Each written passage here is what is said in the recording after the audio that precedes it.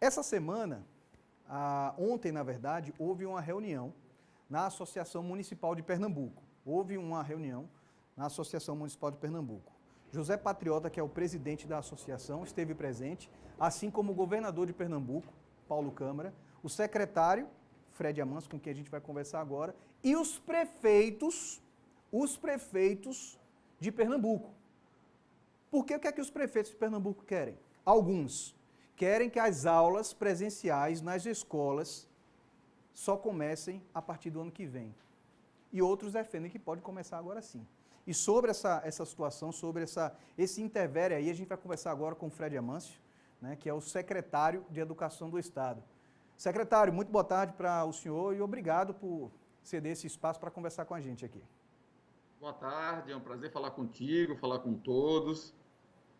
Secretário, primeiro de tudo eu queria saber, porque até onde a gente viu, não temos a ideia de quantos prefeitos participaram dessa reunião. A reunião ela foi presencial, mas também teve a presença de outros prefeitos e outras personalidades através da internet, né, online. Houve isso. Quantas pessoas participaram aí? Quantos prefeitos participaram, secretário?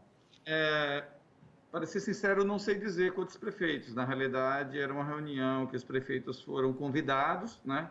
Tinham também aí algumas presenças de secretários municipais, né, de educação de diversos municípios, né, e o objetivo principal era realmente fazer um diálogo, conversarmos, né, sobre as propostas, né, para esse processo de retomada, né. Nós não temos ainda definição das datas, né, de quando vai ser possível esse processo de retomada. Temos um projeto pronto, né, já apresentamos, né, o protocolo, né, as medidas que deverão ser seguidas por todas as escolas do Estado, né, já apresentamos, já temos aí planejado toda uma estratégia e estamos dialogando, né, com os prefeitos, até eles são responsáveis também pelas escolas das redes municipais, né. Nós temos aí, no universo da educação básica, nós temos as escolas que são escolas privadas, nós temos escolas públicas da rede estadual e temos escolas públicas, né, das redes municipais. E aí a gente estava conversando exatamente da importância, né, da gente começar a fazer este planejamento para a retomada, né,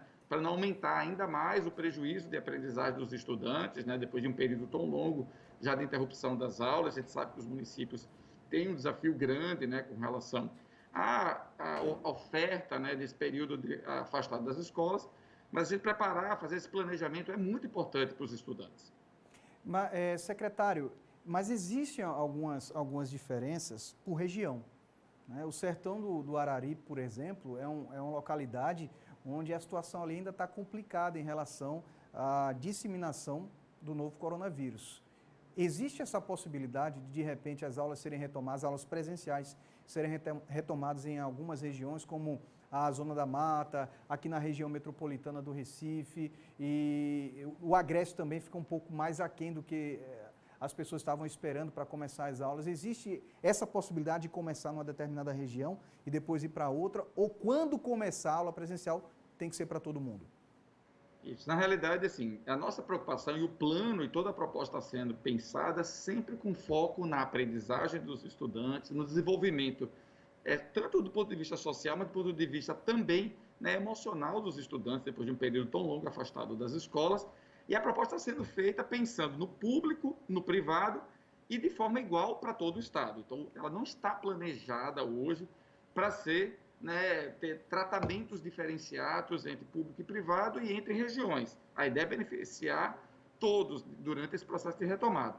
Claro que no momento da retomada, e a gente está falando de uma data que vai ser para frente, então esses dados que você colocou dizem respeito, por exemplo, ao que está acontecendo neste momento, por exemplo, no Araripe, né, onde teve uma situação um pouco mais grave da semana passada para cá. Mas, por exemplo, há 3 semanas atrás, nós tínhamos uma situação também bem mais complexa, por exemplo, na região de Caruaru, e os números de Caruaru melhoraram bastante ao longo das últimas 3 semanas. Então, você tem uma situação que muda muito, né? Mas pode acontecer de, num determinado momento, quando chegar, por exemplo, essa data que ainda não está estabelecida, para a gente iniciar o processo. Eu falo muito em iniciar o processo, porque não é uma data, a partir daquela data tudo volta, né? Na realidade, isso vai acontecer em etapas.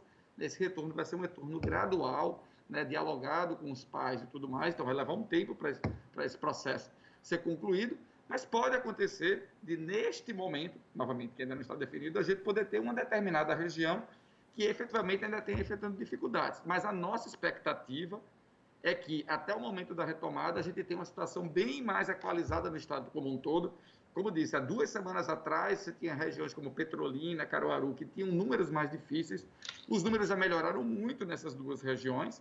Né? Agora, essa semana, a gente tem uma preocupação com o Araripe, por exemplo, o sertão do Araripe, com alguns municípios do sertão do Araripe, mas, novamente, a expectativa é que ao longo do mês de agosto a gente possa ter uma melhoria dessa questão nessa localidade ou até nas próximas semanas. Olha, então, mas o plano foi desenhado, né, sem ter essas diferenças, mas pode acontecer. Além dessa conversa que tem entre os prefeitos e o governo, a conversa que tem com a sociedade civil também, que são os pais das crianças, dos adolescentes, a gente pode parar para pensar que muitos pais, muitas mães não vão querer que os filhos voltem agora para a escola porque estão com medo. Inclusive o prefeito de Carpina, né, ele fez um levantamento e nesse levantamento que ele apresentou ontem nessa reunião, eu posso estar enganado, mas pelo que a gente recebeu aqui de informação, 80% dos pais disseram, não vou levar meu filho. Não é o momento, eu estou com medo, não quero que meu filho fique doente. Isso de fato aconteceu? Existe esse levantamento realmente ali em Carpina? Veja bem, eu não conheço, né, quem falou isso foi o prefeito de Carpina, né, não existe especificamente no caso da rede pública estadual, não posso falar pelas redes municipais. Eu acho que, como eu disse, eu acho que o processo de retomada, claro que tem que envolver os pais, passa sensivelmente, tá certo?